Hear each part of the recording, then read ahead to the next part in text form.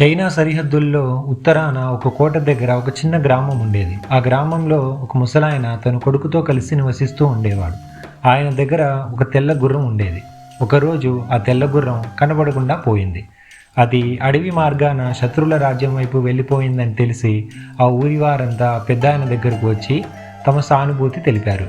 అయ్యో, ఎంత దురదృష్టం పెద్దాయన, మీకున్న ఒకే ఒక గుర్రం కూడా పోయిందే, ఇది చాలా పెద్ద నష్టం అని చెప్పగా, దానికి ఆ పెద్ద ఆయన, ఇది నష్టమే అని మీకెలా తెలుసు, చూద్దాం ఏమో అని అన్నాడు. ఒక నెల తర్వాత ఆ పెద్ద ఆయన గుర్రం మళ్ళీ తిరిగి వచ్చింది. అది ఈసారి వస్తూ వస్తూ తనతో పాటు ఒక నల్లని అడవి గుర్రంని కూడా తోడు తీసుకువచ్చింది. ఇది చూసిన జనం ఎంతో సంతోషపడుతూ ఆ పెద్ద ఆయన దగ్గరకు వచ్చి, పెద్ద ఆయన, ఇప్పుడు మీ దగ్గర 2 గుర్రాలు ఉన్నాయి, మీకు ఇంకా ఏం భయం లేదు, మీరు జీవితాంతం హ్యాపీగా ఉండవచ్చు అని చెప్పారు. దానికి మళ్ళీ ఆ పెద్ద ఆయన, ఇది అదృష్టమని మీకెలా తెలుసు, ఏమో చూద్దాం అని అన్నాడు.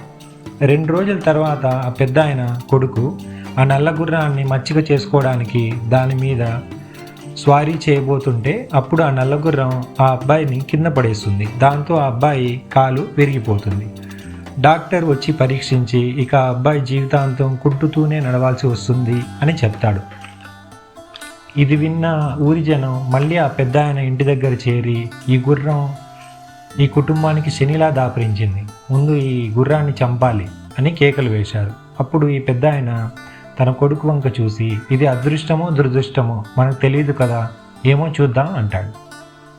సరిగ్గా సంవత్సరానికి ఆ ఉత్తరాన ఉన్న కోటకి ఒక పెద్ద యుద్ధం చేయాల్సి వస్తుంది. అప్పుడు రాజు సైనికులు ఆ చుట్టుపక్కల ఉన్న యువకులని అందరినీ యుద్ధానికి తీసుకుపోతూ ఉంటారు.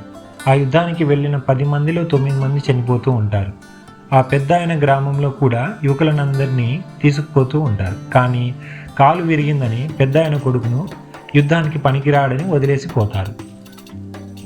మిగిలిన జనాలంతా తమ బిడ్డలను సైనికులు తీసుకుపోతూ ఉంటే ఆ దృశ్యాన్ని చూసి ఏడుస్తూ ఉంటారు. కానీ పెద్ద ఆయన కొడుకుతో కలిసి క్షేమంగా జీవనం సాగిస్తాడు.